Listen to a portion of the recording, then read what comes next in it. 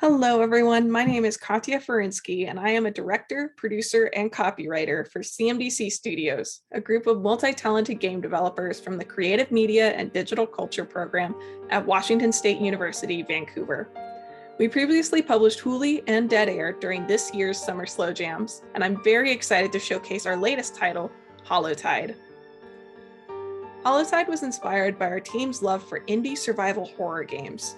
We wanted to create a system of mechanics that felt familiar to players, while also creating an experience that felt unique from well-known survival horror games like Don't Starve. We were also inspired by the timeless autumnal theming in Over the Garden Wall, which helped us develop a charming, spooky garden aesthetic for this game. The main gameplay loop is split between gathering resources and crafting food to feed the creature in the cage. There's an abundance of resources in the first zone of the map, but also an abundance of shadow monsters that are waiting to catch our main character, Lumi, as they explore the forest. Getting caught by the shadow monsters resets the player at the cart, but won't eliminate inventory items or reset the amount of fuel that players have collected. We decided we didn't want a super hard reset, so the penalty for exploring didn't feel unfair. We also decided, though, there needed to be some sort of incentive for trying to avoid the shadow monsters, so here we are. There are a lot of really cool areas to explore across the 4 zones of Hallowtide's map. There's even a few shortcuts for willing adventurers to discover once you play a few times. After exploring our immediate surroundings, it's hard to ignore the temptation of following that dirt path in front of us to see what comes next. There are only 2 food items in this first zone, berries and bread, but there's more variety for players to collect and craft as you progress through each zone. It's really important to collect those glowing fuel mushrooms at the beginning of the game, since they can refill your lantern, in addition to serving as a mandatory ingredient for each crafting recipe. You can take the cart off the path to collect resources, but the heavy cart can be really hard to maneuver in the environment, so there's a definite risk to reward ratio that we play with as the amount of shadow monsters fluctuates throughout the game. Personally, I like sticking to the path and then exploring in quick bursts, as you can see on screen. With the necessary ingredients in hand, players can craft jam toast and feed it to the creature to lower the aggression meter that you can see in the middle of the top of the screen.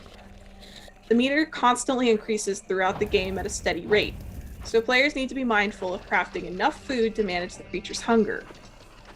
You can feed the creature raw food items, like the berries or the bread, but combining those ingredients to craft more complex recipes like jam toast will give you a better reward than feeding the creature a single berry. Your lantern is the best defense against shadow monsters in the environment, so strategically refueling can actually be really satisfying, as you can see on screen. We find that the dirt path really pulls players through the environment and gently points you in the right direction to our first puzzle shrine. You can offer any raw food item or crafted recipe item to the shrine, but there's only one item that satisfies each puzzle. Looking over this riddle, our hint is in the phrase that there's a trail of sweet crumbs following behind the player. There's only one recipe that fits the bill here, so after offering jam toast, players can win the pickaxe.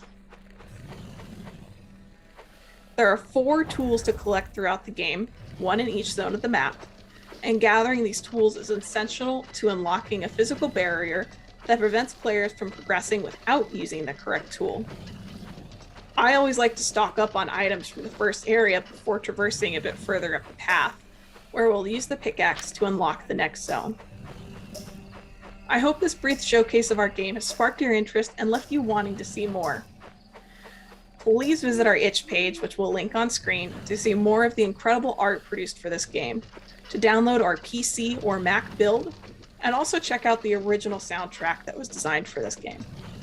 Thank you so much for supporting our development team and the incredible games that we produce.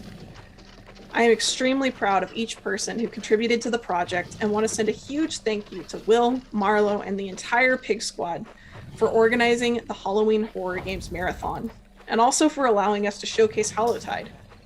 Until next time, have a safe and spooky Halloween, everyone.